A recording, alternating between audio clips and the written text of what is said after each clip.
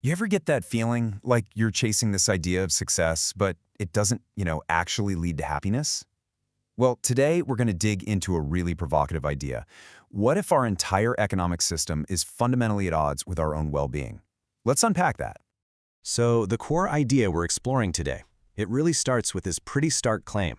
It goes like this: there's a problem with modern capitalism. And the problem is this: it cannot profit from what actually makes people happy. Wow, that is a huge claim, right? So let's break down what's really being said here and, see if it actually holds up. Okay, so to really get to the bottom of this whole conflict, we have to start with the basics. What even is happiness? And I'm not talking about some vague, fuzzy idea.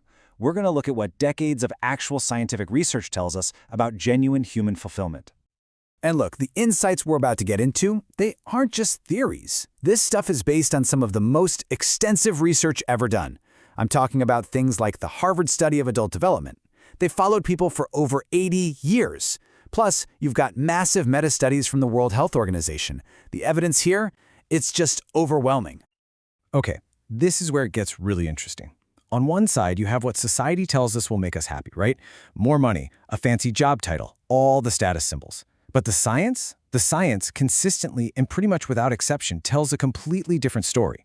What actually predicts a happy, healthy life are these other things: close relationships, a strong community, and just a real sense of belonging. And that, right there, that brings us to the central paradox we're talking about.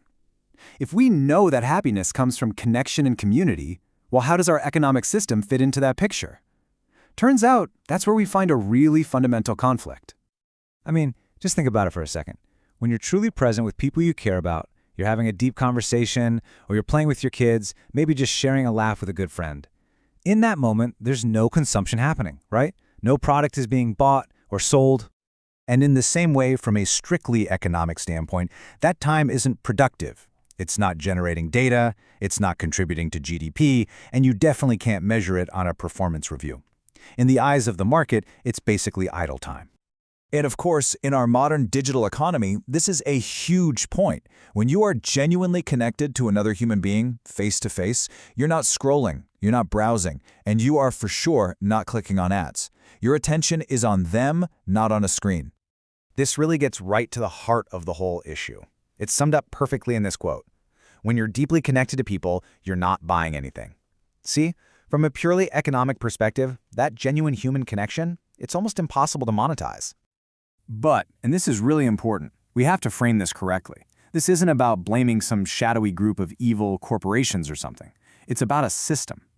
The argument is that profit scales through consumption and measurable productivity.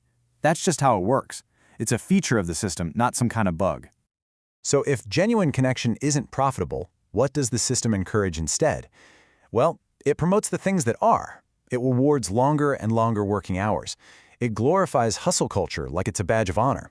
It promotes productivity as if it's the highest possible virtue. And over time, our very identity can start to shift from who we are to what we do for a living. So what happens when you scale all of this up across an entire society? Well, this systemic pressure has a very, very real human cost. It creates something called the loneliness loop. And honestly, the results are all around us. We're seeing clinically rising rates of loneliness. We're seeing declining birth rates in so many developed countries. We're seeing literal epidemics of anxiety and burnout.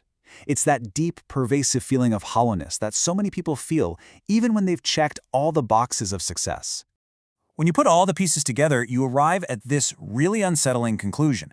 We've optimized our entire society for economic growth, not for human fulfillment. We've built this system that is incredibly efficient at generating wealth, but maybe we forgot to design it for what actually makes us thrive as human beings.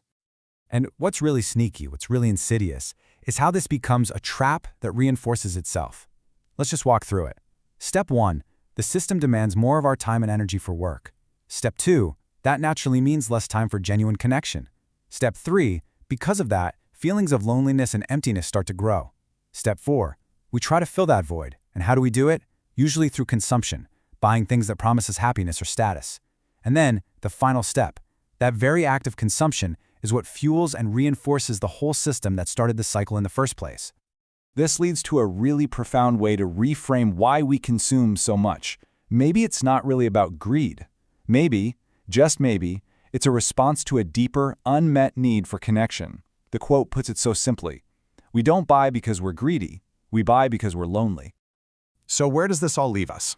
Well, it brings us to one final, really powerful idea about a kind of unspoken trade-off that maybe we're all making every single day. Look, when you boil it all down, the system's incentives are pretty stark.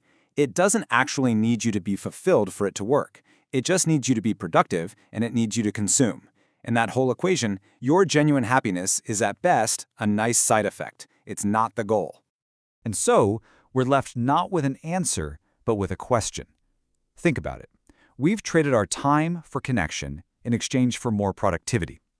We've swapped strong communities for more convenience. And that begs a really heavy question. Could this be the most expensive trade we've ever made without even realizing we were making it?